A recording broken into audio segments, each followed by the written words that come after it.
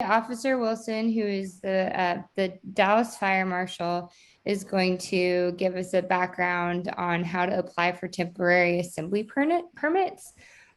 This has been something that has nagged the arts community in the past, and I think communication has really improved to allow for less mishaps where the proper permit's not filed and then your event gets shut down after installing for weeks or whatever. And so it's really, really important to go ahead and look through this information.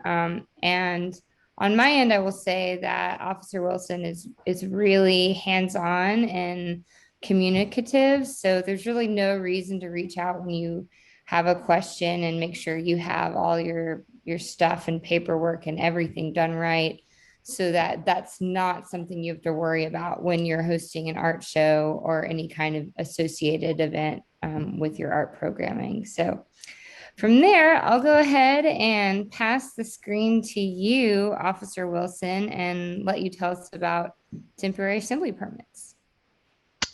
Awesome. So I'm going to share my screen and get everything going. So the whole point of the temporary assembly permit is back in 2017, we had an issue with having a lot of art events get canceled for various reasons. Most of them were just unsafe operation, or the space in which was being utilized was not the best space and consideration for the number of people that were planning to attend. And one of the challenges that we received from our now city manager was to let's find a way to work with the arts community to get this done. And so July 7th, 2017, he sent out this memo to a lot of people in the city, building inspections, the health department, fire department, and the zoning department, to come together to find a solution. And what that solution ended up being was a temporary assembly permit that will allow for a lot of these art exhibits, art shows, and basically a lot of things that are not traditionally covered within someone's certificate of occupancy. And so one of the things that as the fire department and the fire marshal's office especially, that we encounter is situations where individuals are utilizing their business as best they can to accommodate a use.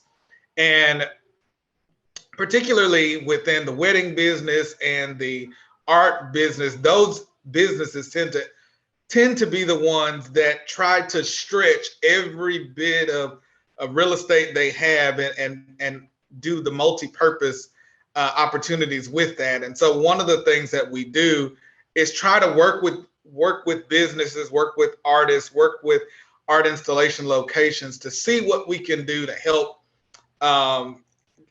make it the safest for everybody.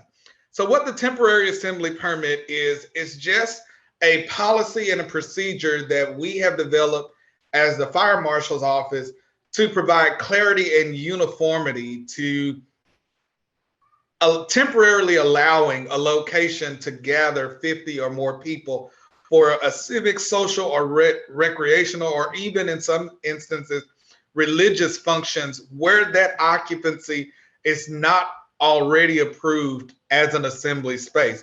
Now, a lot of times you'll hear us say assembly. What assembly is just where a location that's designated for 50 or more people to be assembled.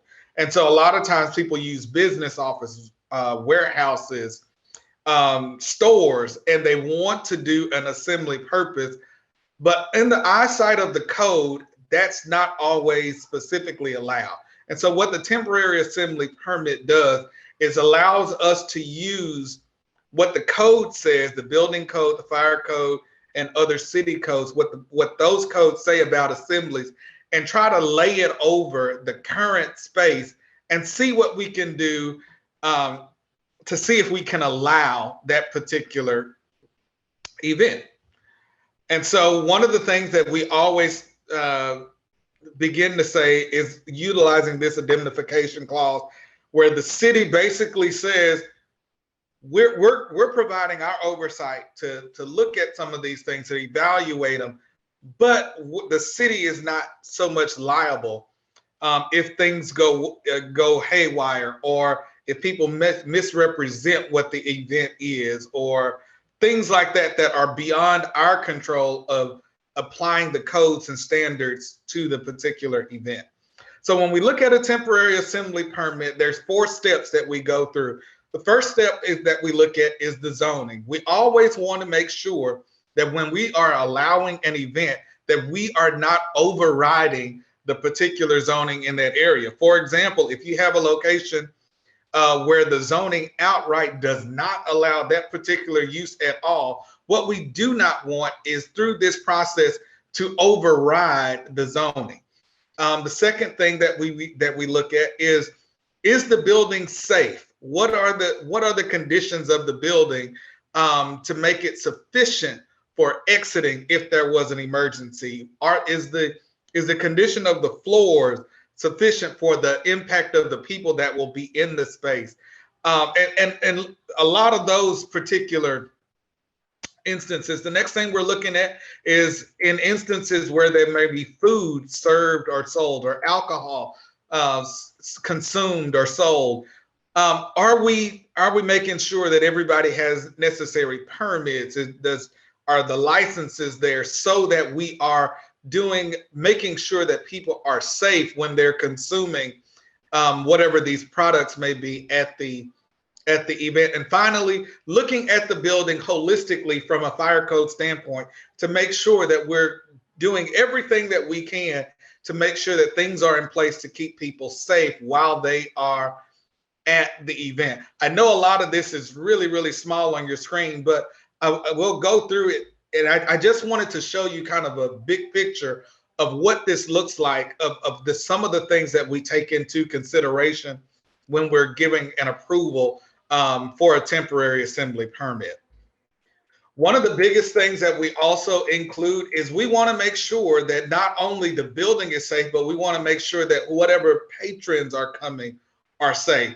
And so we also, as a part of this process, make sure that we have security, crowd control, and some type of traffic control plan in place, so that not only are people able to get in and out of the place smoothly, but we make sure that the event coordinators are thinking about where people will park, what kind of traffic are we going to have in the area.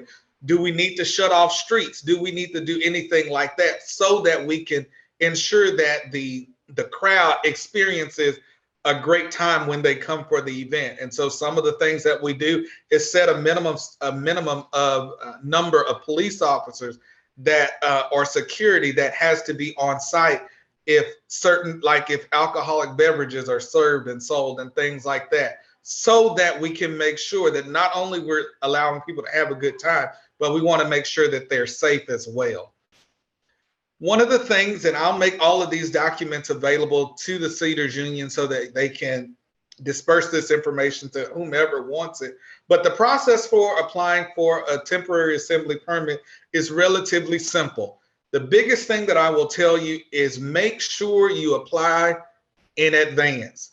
One of the minimum things that we have for applying for this permit is it has to be done at least 45 days in advance. The reason we say at least 45 days in advance is because, everybody knows that art season is coming in the fall or in the spring, and everybody is doing multiple things and everybody wants to do multiple shows. And so it makes it a little bit easier for us, because you're planning way in advance to do your event. We want to have that opportunity to make sure that we are evaluating your space and giving you enough time on the front end to get things done that will be able to allow us to approve your event. The one thing you wouldn't want us to do is to come to us 3 days before the event, only for us to say, well, the only way you can do it is do this, this, this, and this. And that costs you several hundreds of dollars. It'll be much easier and much better, actually, to know that bit of information 2 or 3 months ahead of time, so that you can make appropriate preparation for it, or if you need to find another space, or if a certain space would be more conducive for what you're trying to do than another space. So it gives us enough time to help you. As she mentioned, I'm a very hands-on person. I don't care if you call me or email me a year in advance for your program just to talk about what you can do. I don't mind coming out to your space to look at it and offer you some points to say, hey, you may want to look at this, or this may not work if you're trying to do X, or if you're wanting to do Y, you may want to try this. And so it doesn't hurt. We at the fire department, we are here for you. A lot of what we do comes at no cost to you. All you have to do is call us, set up an appointment, and if we don't have anything crazy going, I'm usually available to come out and get everything squared away in reference to you. Now, when you're submitting an application for a temporary assembly permit, these four things are all that I'm expecting for you to submit to me, so that we can begin the evaluation process for your event. A completed temporary assembly permit application, floor plans. I know it says two, but now that we're getting everything into the digital format, and that's kind of helped us by going through COVID, everything we do now, we're accepting electronically. So you can just ignore the two that you see. A site plan. That site plan just gives us a global view of the particular address that you're at, so that we can use that information to get some fire plans in place in the event something was to go wrong, where we can know where we can stage fire personnel, where we can put equipment, all of that. That's why we need that. And also, we want you to come up with an evacuation plan for your event. We say that because you know the building that you're in, you know the ins and outs and where you can maneuver to get through. And so we just like for you to submit that to us so that we are aware. And if there are some suggestions or changes that we need to make, we're able to do that well in advance of the event. So this is just an information sheet. And like I said, I'll get some copies of this and make it available through the Cedars Union website, so that you can access it. Also, everything, whenever we submit this a temporary assembly permit, we also give you a resource guide. This resource guide will give you common contact phone numbers, fax numbers for other entities in the city that you may need to interact with as a part of your event. So, for example, if you are trying to, if the space has parking meters in front of it and you want to designate those as no parking so that the meters can't be used, you have we give you that contact information for how you can go about that. If you need to erect a stage, or if you need to build a platform for your event that's going to be bigger than 30 inches, we give you that contact information for building inspections so that they can tell you about that process. Now, a lot of the things that are on this resource guide are things that may require additional permitting from the city. And so what I want you to understand is that although you are applying for a temporary assembly permit, that is only, the fire department is only regulating what actually happens inside of that building. There are other departments and other agencies that we work with, and we will put you in contact with for things that happen on the outside of the building. So this is just information that we pass along to everyone, just so that you can have that tidbit of information if it will apply to your event. Here's what the actual application looks like. It's simply to get information pertaining to your event. Where is the event going to be? What day is it going to be? When are you going to start setting up for your event, like moving equipment and furniture in? How long do you anticipate the event to last? Then we also ask you for a description of your event. We want you to be as detailed as you can. The more detail that you give us, that actually allows us to make sure that we are evaluating your space correctly, so that we can make sure that all the necessary protections and things are in place for your event. And then once your event is ultimately approved, you will get a copy, similar to a permit like this, that basically just lets everyone in the whole city know that you are approved to have your event. This is one of the things that we require for you to post at your location, so that if you get a visit from a fire marshal, if you get a visit from any other city department, this lets them know that your event has been permitted and is approved as submitted. Most of the time, I will tell you, the fire department will be on site for the duration of any event that you have that comes under the umbrella of a temporary assembly permit. And that's also to provide that extra layer of protection, and also to prevent any other issues that you may have from the city, by us being on site to basically speak on your behalf, to say, hey, we know that this is going on. They've done everything that they needed to do, to make sure that you don't have any issues. One of the things that I can say based on the past was that a lot of times people were just doing events just to do it, and it wasn't that it was approved. It wasn't that anything like that. So we just want to make sure um, that what's going on, everybody in the city knows what's going on, and everything has properly been done to prepare for your event to be a success. This time, if there's any questions, I'll open up the questions.